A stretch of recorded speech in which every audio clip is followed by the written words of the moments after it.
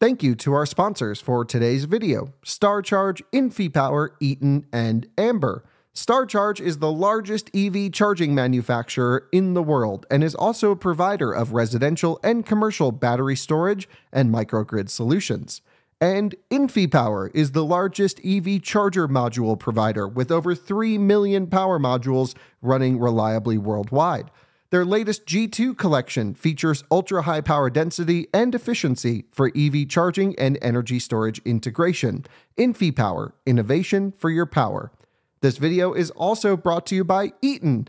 Eaton is a one-stop shop for implementing reliable and innovative EV charging infrastructure at your site. Across all applications, Eaton's EV charging infrastructure hardware and software gives you the scalability, flexibility, and intelligence you need to charge today and scale tomorrow. Learn more at eaton.com/EVCI. And Amber, providing modern protection plans for your Tesla's battery and more without the hassle of long-term contracts or upfront payments. Check out the link in the description to explore their plan options and use code SPEC5 for a 5% discount on all plans. Hello and welcome to another Out of Spec Reviews video and another Out of Spec 70 mile per hour highway range test. This is the first time we are actually getting the Chevy Equinox EV in our sort of testing procedures, and it all starts with the range. I want to know how far this car goes on a charge at 70 miles an hour in honestly pretty damn good conditions. So I'm very much looking forward to seeing the highway range of this seemingly very popular and maybe increasing in popularity electric small SUV. It's got a lot of good things going for it. I'm going to first walk you through the car, go through the pricing, just talk about some of my thoughts very quickly before we get into all of the testing procedures, which then of course I will explain to you how we will run our sort of repeatable 70 mile per hour highway range test from full until the car completely stops moving and dies on the side of the road. So very much looking forward to seeing the Equinox EV range test here on Out of Spec.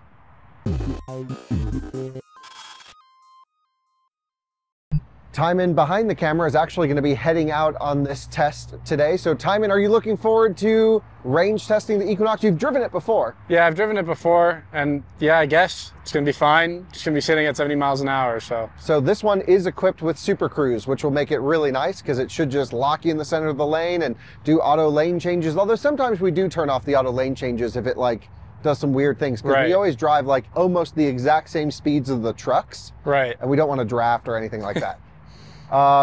The car, 85 kilowatt hour battery pack. I'm really looking forward to seeing how much of that is usable content versus gross content.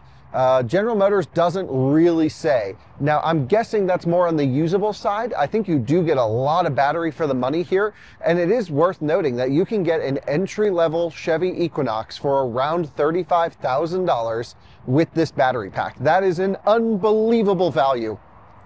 Where it starts to make a little bit less sense in terms of value is when you spec it up like this one, and this isn't even fully loaded. Tijmen, do you have any idea how much this car costs? 50. Yep. Oh, wow. Pretty good. $49,295 after destination and everything. And, you know, we're just talking a lot of money there. But if you're talking about 35 grand, okay, maybe a little bit more manageable. One thing that I would like to recommend if you're in the market for an Equinox EV is definitely check out the lease deals in your area. Typically, we don't always recommend leasing cars, although with electric cars and sort of this time period, it is starting to really make sense to protect you from the downside risk of depreciation. But then also you can roll all that incentive into your lease plan on the principal component and get a fantastic $50,000 car for, at least here in Colorado, around $200 a month. Pretty amazing deals going on here. So what is this Equinox? I've mentioned you can get one for 35. What the heck are you getting for all the additional cost? Well, first and most importantly is the drivetrain. And I believe that is listed here as a option cost. Yes, $3,300 to go for a all-wheel drive system. Tijmen, come around back with me if you don't mind. I'm limping a little bit because I stepped on my foot weird yesterday and fell over. You can tell it's an Equinox all-wheel drive because, Tijmen, it says Equinox all-wheel drive. Wow. I also have bad news. Oh no. Ultium is no longer a thing. Oh. So not bad news for today. Not bad news for today. But I just, would normally say this is built on the Ultium platform. And there was a few different platforms like this one, which is like, I don't know, a little bit shorter than the Blazer one. And then there was the Silverado one. And that was all like roped into Ultium. GM is like dropping Ultium completely. Huh. And that they claim is because they're like, well, everything's going to be electric anyway. Why do we need a separate brand name? That's what I said 3 years ago. Right.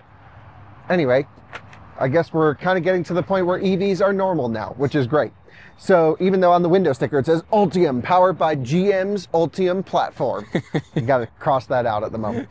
So we've got 85 kilowatt hour battery pack, all-wheel drive, small-ish wheels, 19-inch wheels and tires on this one, on a really quite premium tire. It's on the Michelin Primacy all-season tire, which is very similar to the Tesla OE Michelin tire. It's this is of course a General Motors OE tire that's adapted for this platform for their specific requirements.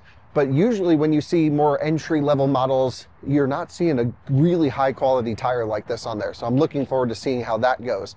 This car is rated on the EPA testing cycle at 285 miles. However, if you ditch the all-wheel drive system and go for just the front-wheel drive with the right wheel combination, you can actually get over 300 miles, Tijmen. That's pretty good. And one thing we've seen from General Motors stuff in our testing, at least, I'm curious to see how it does here, is they usually get pretty close or match or exceed EPA. So like when they say 450 miles on Silverado or something like that, like they do that. Huh. So pretty cool. Let's talk drivetrain really quick. You have a permanent magnet motor up front, primary axle. So it's basically the same front wheel drive and all wheel drive front motor. That is your primary motive force. In the rear, what's interesting when you tick that $3,300 option is they just add a little induction motor to the back, maybe around 60 kilowatts, if I remember correctly, 62 kilowatts. And it is an air-cooled motor. There is no cooling lines running to the back here, which was intentional. Of course, they're trying to save cost and packaging.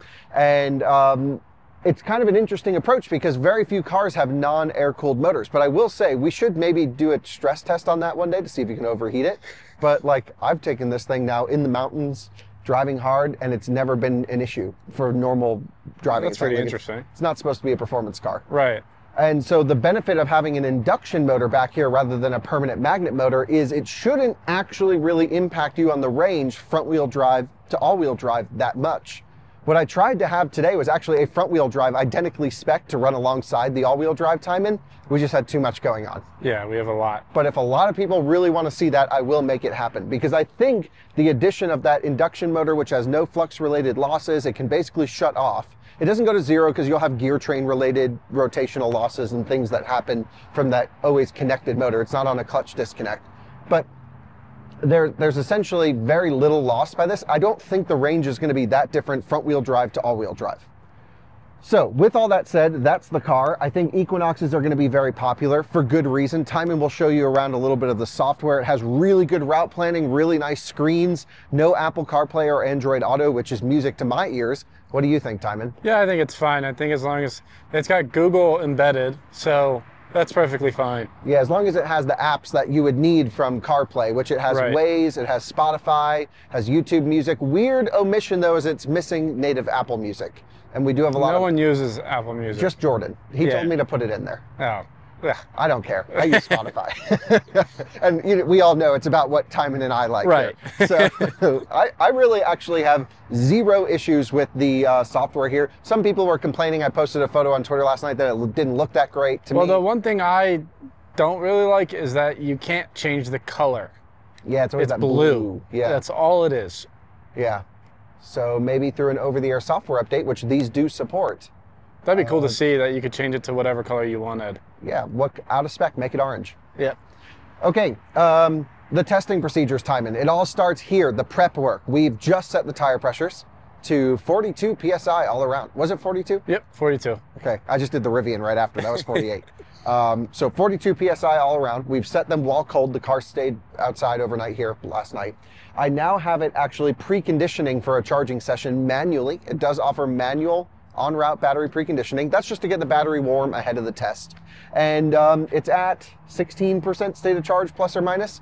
Tijmen's going to then take it just a couple exits up the highway, DC charge it all the way to 100% right off the highway, you know, at the typical Wellington station. He will then jump on I-25, go north into Wyoming, east into Nebraska, around halfway, come back in this direction, and then we will die on the frontage road, which is this sort of unused service road where we can safely maintain highway speeds. We can keep it at 70 miles an hour until the car just won't go anymore.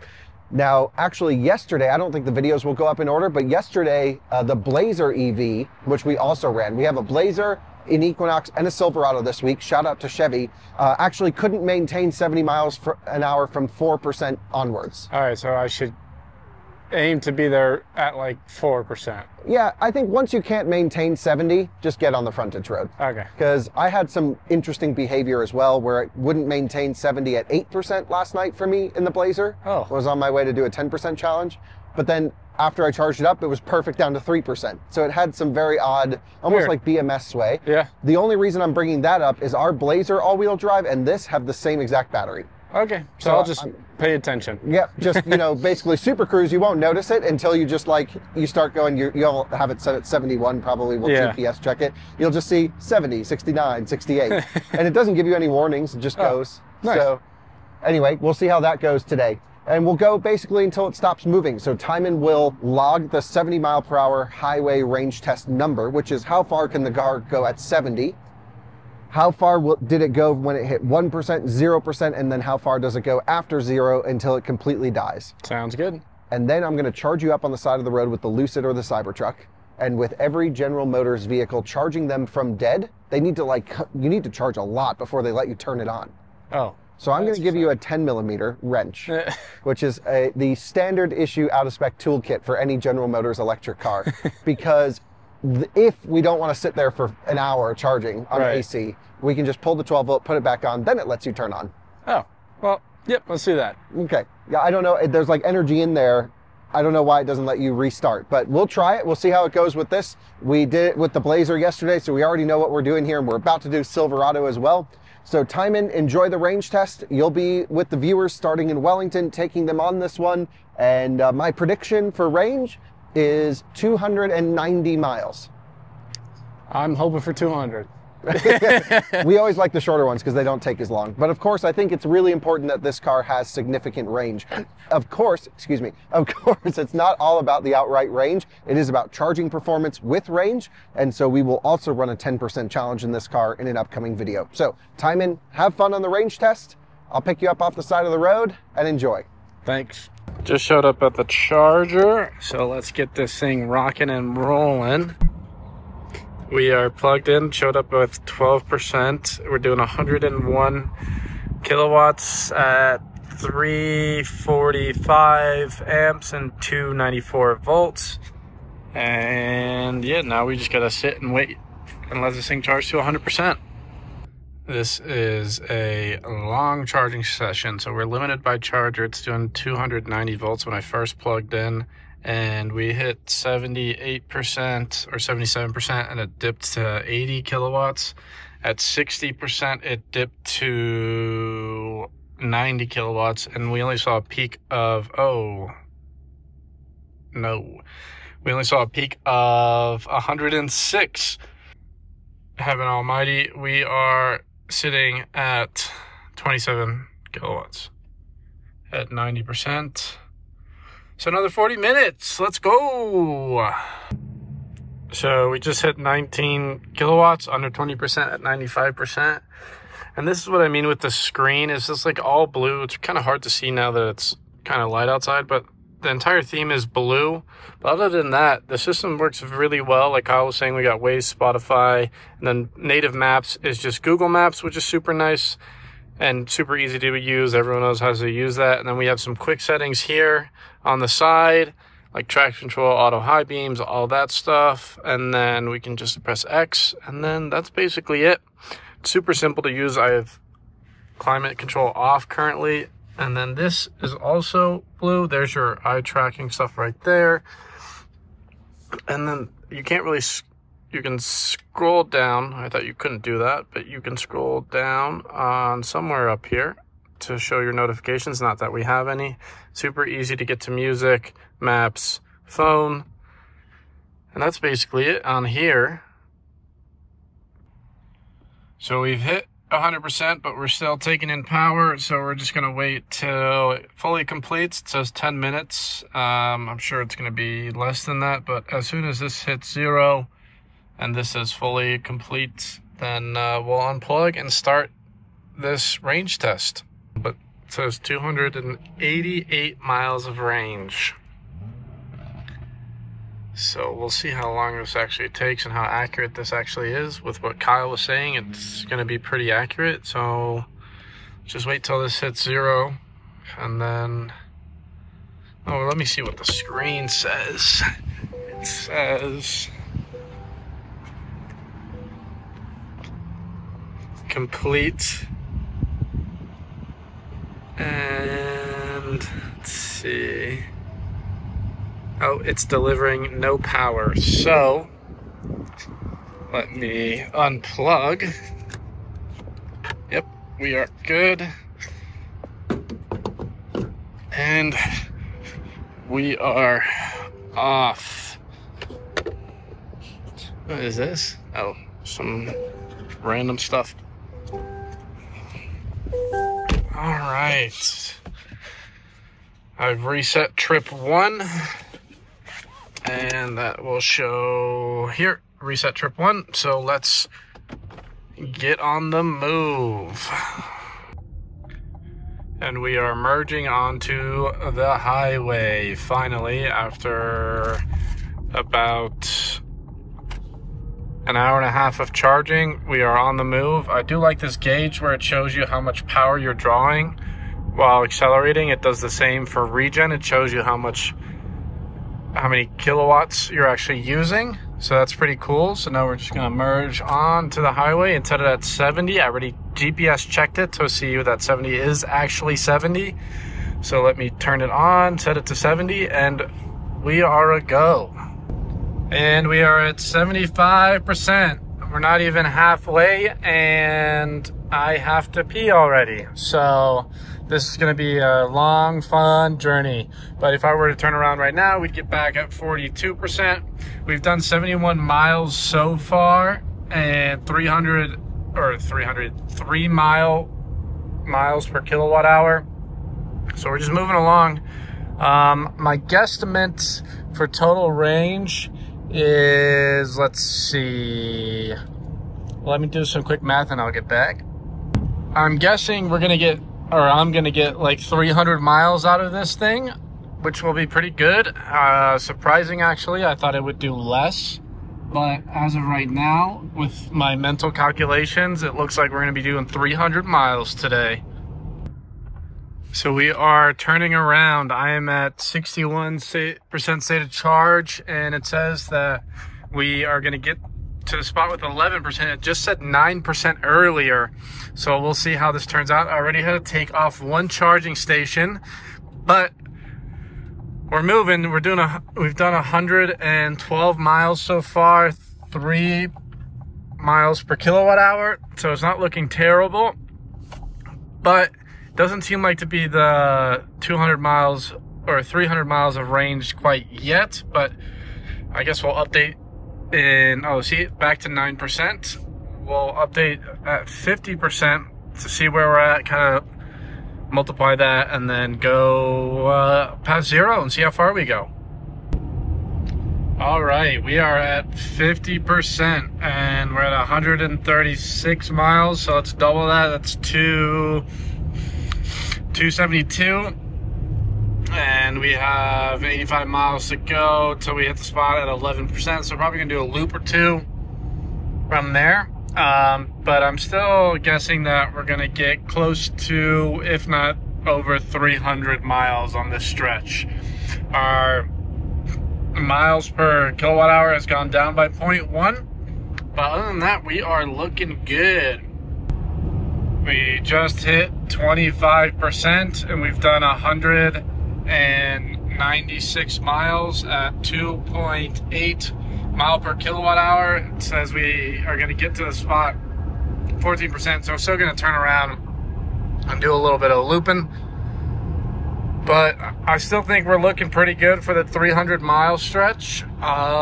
Maybe the guessometer was right with it being 288 miles when we first left the charger, but we will see how close we get to 300 miles. Just had this come up, 30 miles left, charge vehicle soon. We have 21 miles. We did another loop. Gonna get to the frontage road, halfway through the frontage road at 2%. So then we'll just keep looping that road at 70 as long as possible. And we are almost at 10%. We are at 11%. We've done 240 miles. So we'll get to that spot at 260 miles and then probably get another 30 miles out of it, I'm assuming. So I'm about to loop around and I'll check back in at 5%. Just got onto the frontage road and we're at 5%. We're still holding 70 miles an hour pretty easily. I'm assuming by the time we turn around that I'll be power limited and won't be able to do 70, but I will just keep it going as much as I can, close to 70 as possible. But for now, we're just gonna cruise on here and keep going. So 5% is 257 miles. So I assume we'll be about 2 to 3 miles per percent from here on out until we hit 0, and then we'll be doing more. But looking good so far. We've done about 260 miles. I just got this warning, drive with care, low. So I have no idea what percent we are at. So let's see, drive with care, yep, 4%. So that popped up right at 4%. Trying to keep it at 70 as much as possible because I don't think I can do, let's see, cruise control temporarily unavailable. So we're just gonna keep it at, come on, 70%. Or 70 miles an hour, and we'll just see how long it goes. It thinks it's gonna get to 0.3 miles. It's gonna go to 3%. I doubt that. Yeah, no, we're still at 4%. Oh, we got turtle mode, flashing red battery, and we're almost at the turnaround point. But 260 miles at 4%. So yeah, well, 260 miles, yeah. So we just crossed over to 3% at 263.3 miles. And it's getting kind of difficult to hold it at 70 miles an hour. There's no power left at all. To get to 70 miles an hour, I had to use what was left of the power just to even get there. I really have no more power left. I'm doing 23 kilowatts, 20, keeps dipping, and my foot is to the floor and I can't maintain 70 miles an hour. So it's not looking too good for this thing. I was really expecting to get 300 miles out of this thing, but by the look of this power derate, it's unlikely that we will get 300 miles out of it. But we're still at 3%. We've done about a mile or two. We'll do 2 miles in 0.3 miles. So let's see if when it's going to kick over to 2% is going to be, I mean, my foot is still to the floor. Oh, 2%. So we did about 1.8, 1.9 miles from 3 to 2%. We just hit 1%. And we did 2.9 miles from 3% to, or 2% to 1%. So we're getting better, but this car is really only outputting 12 kilowatts at full power. So, I mean, I think Ryan did 20 miles after 0 on the Blazer. So we'll see how well this does. So we just hit 0% at 273 miles. So we did 4.9 miles from 1% to 0%. So let's see how far we can go now. It doesn't feel like there's a lot of power. I'm only getting 5 kilowatts max. I was before we hit 0. Now I'm getting about 4.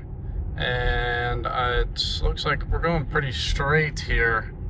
And it looks like we can only maintain 41 miles an hour. And there's someone coming behind me, probably a mile behind. But yeah, we'll just see how far this thing can go. So we've done a half mile so far. And looks like I'm getting 4 kilowatt max. 3 consistently more than 4. But we're coming around to the turnaround point. I really hope I can turn around and not sit in the intersection. That would be lovely. So I just got this powertrain power lost. Pull over safely. So it looks like the car is completely dead. We are coming to a stop right at that top of the hill that I stated. Does the car go into park? Nope. It just goes straight into, it's just in neutral right now. Oh, but we have the trip calculator back. I'm just putting us in park, but then gonna calculate how far we went. So I put the car in neutral to roll back. Oh, never mind. Car completely shut off. So,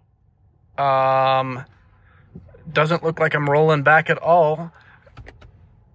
And hazards are not, oh yeah, they are. There's just nothing on the screen. So I'm going to try and get out to restart the car to roll back towards that gravel road. I mean, this is pretty unsafe to me. I can't even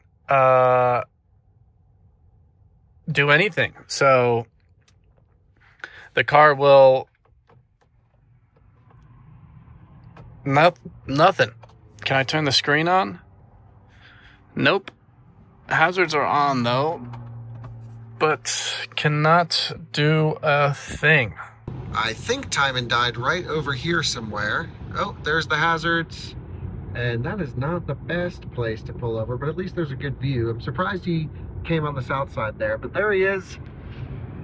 And yeah, I'll take this exit, go plug it in, and hopefully it accepts a charge. He says it fully shut down, but I know the 12 volt's still working because I can see the hazard lights are on. So I don't know what the heck is going on, but I would like to see if we can roll the car down that hill a little bit. Anyway, let's go check on him, see what's going on with the car.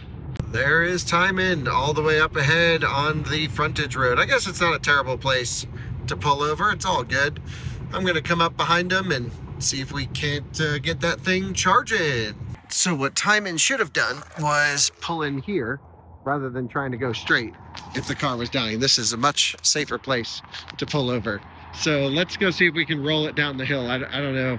I'm going to bring a 10 mil, try and pull the 12 volt, because what I want to do is get that car into neutral. So always have your General Motors toolkit with you, which is a 10 millimeter right there. Oh yes, we got it. Let's go. I can't imagine the 12 volts not working because the hazards are on, but always good to, sometimes they need a reset just to get into gear.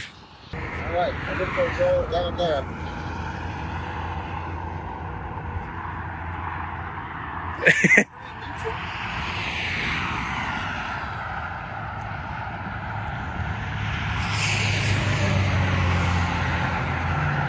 Well, he figured it out. I guess I'm just a little weak boy.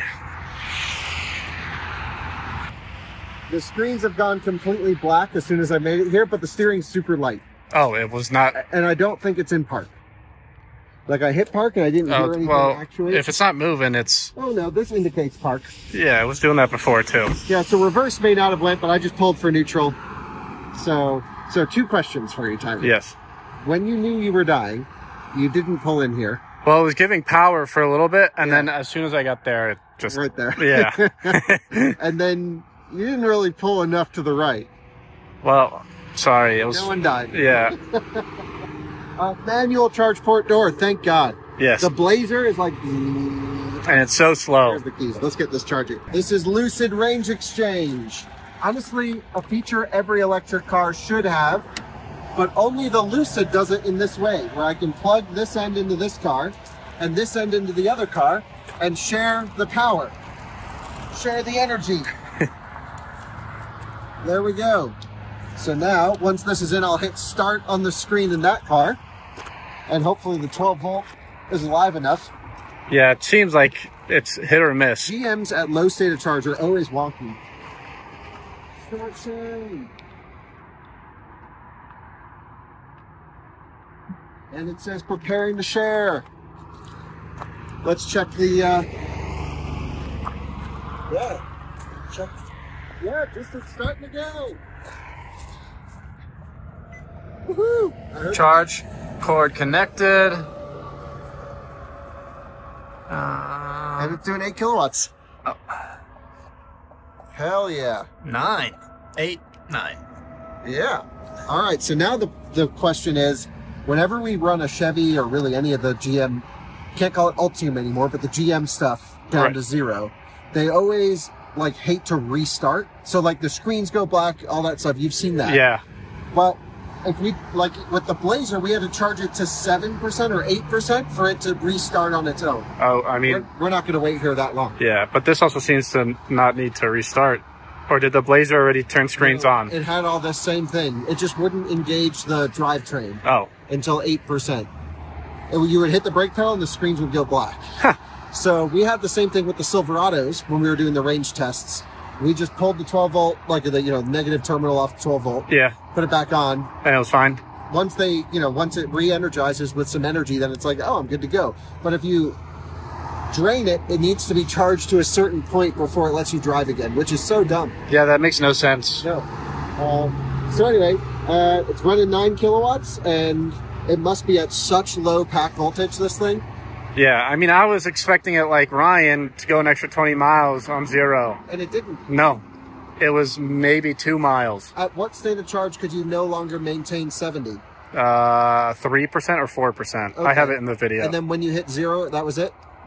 Yeah, I went for like 2 miles, and then something showed up on the screen, and it like died, and but still had some power. Okay. So I just kept going, and then couldn't make it up the hill. I mean, it sounds confusing. I mean, a lot of electric cars are like, the last thing you want to do is you're already in a panic situation running out. Right. Like if you find yourself in this situation, the last thing you want is the car not being reliable at low state of charge. Yeah, maybe it was just me being dumb. I mean, a lot of things, it's very likely. A lot of things came up on the screen. So, I probably should have just turned in here. So what was the total number? Does it start with a 3 or no? No, 2? It says right there. 274 plus the 1 mile from the exit over here. That didn't get counted? No, as soon as the alert came on, it stopped counting. Oh, really? Yeah. But at 70, how far did it go? That also has in the video. Okay. I think it's like 265. Damn, I thought it would do more. Me too. I was expecting it to do 300, but... Yeah. And the EPA on this? 280, is it? Didn't even match EPA. Isn't that what you said? The stickers. It's on the window sticker. Let me look.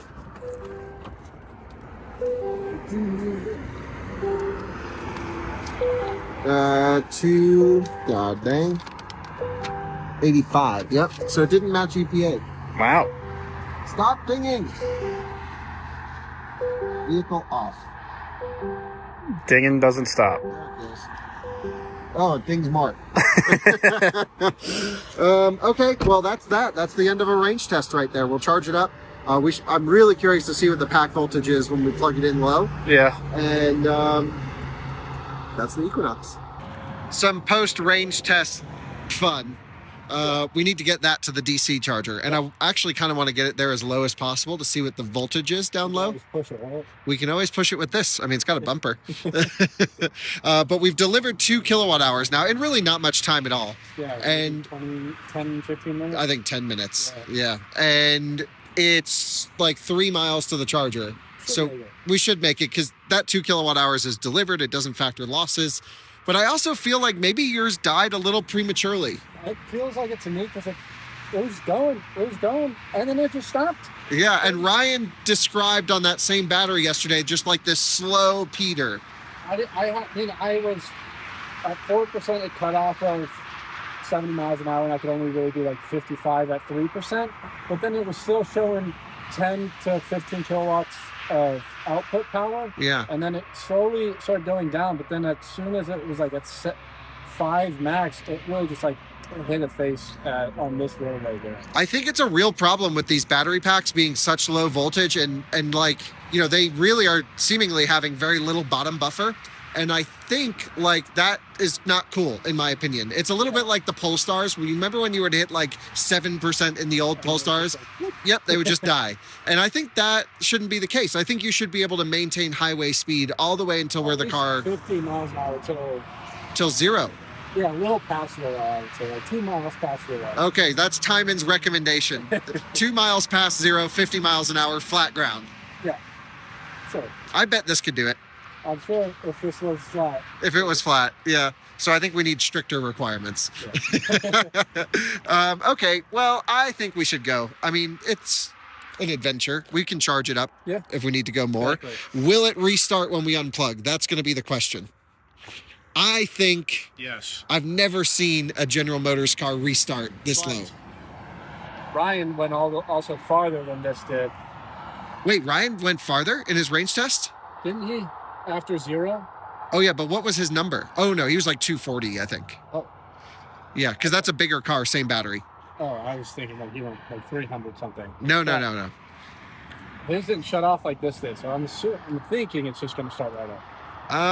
So let's do the first test. So keep it plugged in. It's at 2%, which looks like plenty to go. I'm going to hit the brake pedal and the screens go dark, which is what Ryan described yesterday, which makes no sense. Why would they go dark? Power.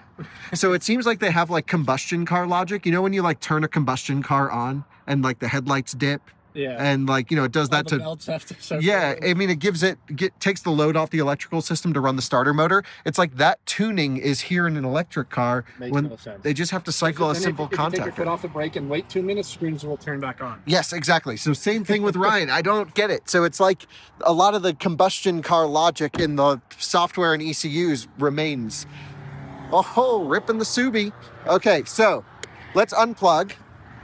I think we honestly have enough energy to make it. We're going to pull the 12 volt. Oh no, screens are now on. Let me try turning it on. Hood open, foot on the brake. No, it dies. All right, so let's pull 12 volt, put it back on, and then I think it should be just fine. And it's right there for us. Hell yeah. What does this cord do? Yeah, that's the manual charge port release. Oh. Not the kill all. Not the kill switch. Where's the wrench?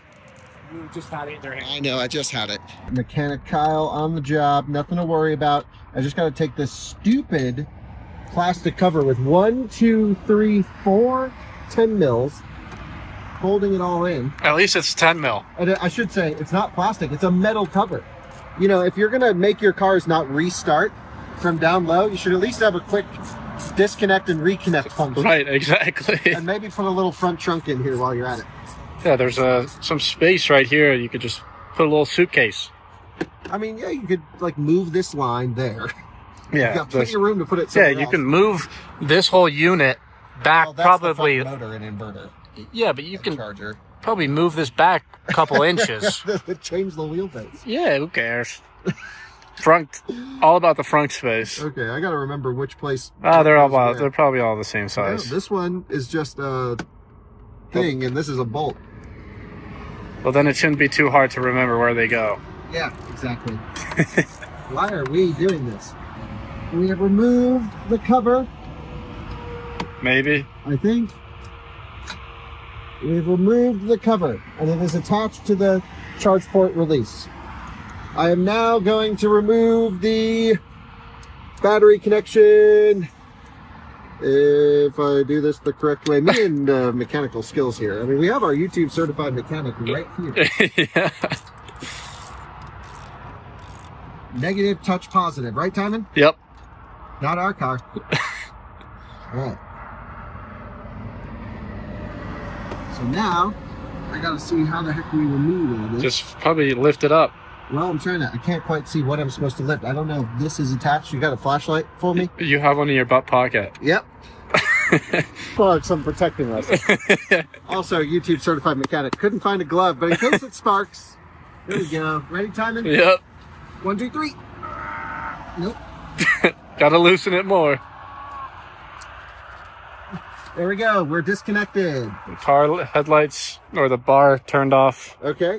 And I've got it isolated. Let's make sure we're all disconnected. Mechanical door switch. Okay, so everything's off, off, off. We've killed the power. I did this on our VinFast once, and the car never shut off. Yeah, I've done it with Jordan. Oh, and you guys did it too? Yeah, and it just kept running. Yeah, it keeps the DC to DC on. Yeah, you have to pull a fuse to kill it. Yep. Okay, so now... Put your poop baggie back on. Yep, exactly. We're good to go. And 1, 2, 3. We're on. Poof. Well, you know, they don't really connect under load, it seems. So now, let's tighten this back down because we take care of all cars. And before we put the shield on, I'm curious to see if we can get it into drive. Let's hope. Otherwise, we're going to be here for a while. That is torqued to manufacturer specification. Yeah? Yep. Okay. I just did it. YouTube certified mechanic. Yep. All right, Tijmen's going to tighten all that up. I am going to place bets on will it go into drive? I think yes now. Let's hope. All right, let's hope. Lights are on. It's at 3%. Doing that gain to percent. Car on. And... oh, it won't go into drive because the hood's open. But yes, Tijmen, I think we're back to normal. Everything's great. I'm just going to shut the lights off to conserve power. So that's the trick when you run out of charge in your Chevy and you don't want to charge it to 8%. You just cycle the 12 volt. Yeah, that's good to know for everybody. Yep. So you don't have to sit on the side of the road dead till 8% charging at 9 kilowatts. That's right. The final torque specification. We found one loose one. You put on. Yeah, the one I put on. Yeah, I just put it on just for, you know, alignment. Good. All right. So, how is that a thing that you have to do? Yeah. If there's energy, it should just start. Right, and the whole tray cover is useless. Just put a normal strap like everybody else does. Just a single strap, not covering the entire battery, and make it one bolt if you have to take it off. Yeah, I mean, that is crazy to me. Anyway, see at the charger. I'm going to take this ripper over here and see if she'll go into gear. Charge vehicle now. Into reverse. Easy. Gosh, we would have had to sit here and charge for a long time. Lights, camera, action, movement. Off to the charger. We are on our way to the DC charger now. And one other complaint, one thing I would add here is I don't like how every General Motors product just shows low down there. I am glad that they've updated them to show state of charge in percentage. That was a little bit confusing. It says open then close the driver window. That's just because I think during the 12 volt cycling the window motor lost calibration, so you can recalibrate it just by opening and closing it. And yeah, so it shows 3%. Everything's working fine, no major issues here. I just goes to low, doesn't show us range, so all good. This is a really nice car, by the way. I'm a big Equinox fan. I think this car is a great value, a really fantastic car for the money, especially on the entry-level trims. It's just some of those little bugs and quirks that we've mentioned I really would have hoped General Motors would have fixed by now after them knowing about these issues for months. So maybe in the next model year, I'm not sure, but yeah, fingers crossed they can get an OTA to just be much more stable at very low states of charge. And we have arrived easily to the charging station. Again, if the car had just let us turn it on, or let a normal person turn it on at 2%, I guess a normal person wouldn't really have a Lucid Air, but a normal person may divert to an AC charger and they just need a few, you know, like a couple miles to make it to a DC charger as an example. The car's gonna kind of force you to charge to 8%. Now, what's interesting is if you drive it all the way to 1%, and you park it, it will restart. It's just when you die, like when it goes completely off, that's when it has the issue. Because I parked a Blazer last night, the Blazer EV, at 3% state of charge, got to it in the morning and it started up just fine. I was just testing that function. So it's only if it gets really low does it have this bug. Okay, time to get it charging. Well, let's see what voltage we are at. We're doing some isolation checks, some pre-charge. 253. Wow, on the floor. Super low voltage. Curious to see what it is when it's completely dead. I'm certainly going to try that. So I'm putting just enough energy in here to get it to our office, where I'm going to actually test to see if my X-Charge charger can charge this at such low voltage. It is one of the lowest voltage new cars on sale, and you can see it's coming up quite quickly, as you would expect with NMC chemistry. And we are maxing out the amperage from the charger. This car really needs 500 amp chargers, 350 kilowatt chargers typically branded, in order to charge at its maximum performance, which is a real shame because it just stresses infrastructure for no reason other than packaging and, I don't want to say lazy engineering, but engineering with the wrong decisions. And I went on the initial launch for this car when it came out, and I talked to the engineers about this, and I was like, look, you built an amazing car. The chassis is tuned wonderfully. Like, it's all good. The voltage is the main problem. They're like, yeah, we know, damn. And I'm like, it's going to be a real problem, especially for people who can't charge at home and have to rely on public charging infrastructure. Many of the small chargers in cities are, you know, 100 kilowatt, 50 kilowatt chargers. They're going to get such slow speeds because they're all amperage limited on these things. Bummer. So, Tijmen, remind me the final number? 264. Spicy. Yeah, nice. Big wang on the ST. That ain't it, Chief. Okay, we know you had an RS. All right, so that is about 20 or 25 miles more than the Blazer, which I expected this shape to be a bit more efficient, right, and go a little bit farther. It's a little bit smaller. It's a little bit smaller, but it definitely has more range with pretty much the identical drivetrain. Right. So yeah, what are your thoughts on that? It didn't quite hit EPA. I think it's fine for the price. Yeah. For base. What was your efficiency? Average was 2.9 miles per kilowatt hour. Okay, so not great. No, but I mean, there was a side wind today. Yeah. And it's kind of a blob too from the side of it. It's kind of just a blob, but I mean, it feels spacious on the inside.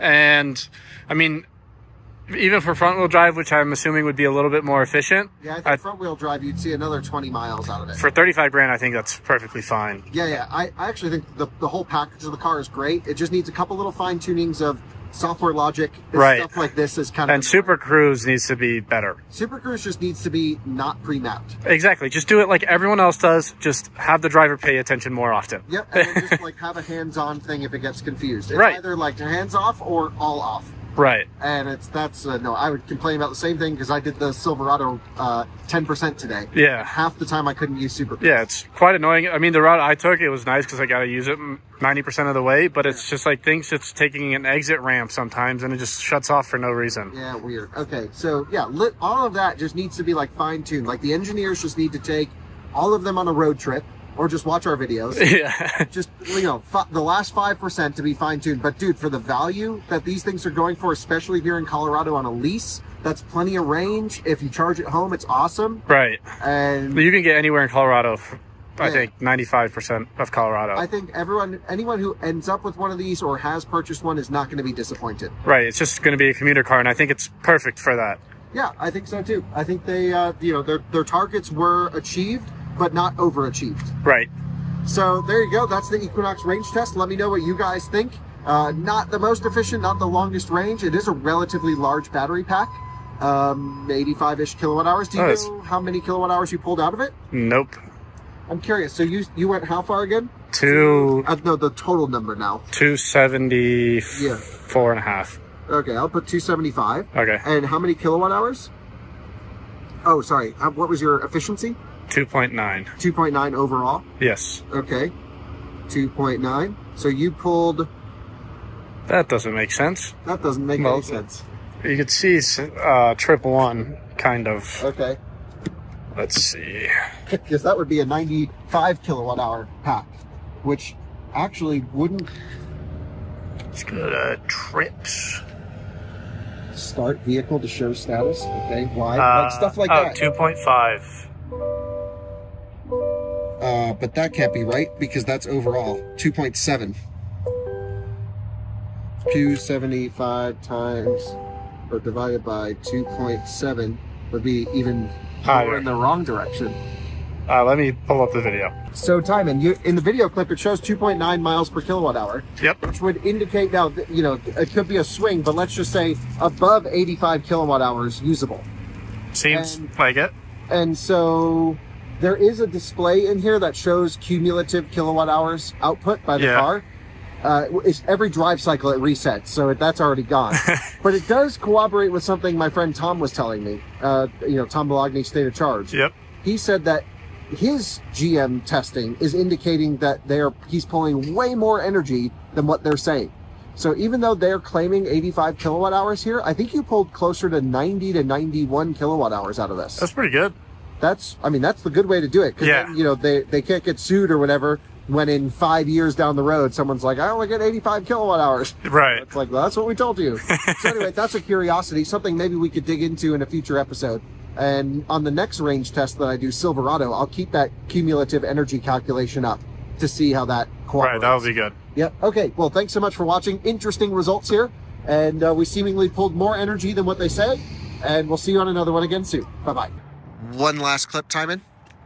We just called Tom to be like, yo, what are you finding? He said he's also pulling more than 85 kilowatt hours out of his.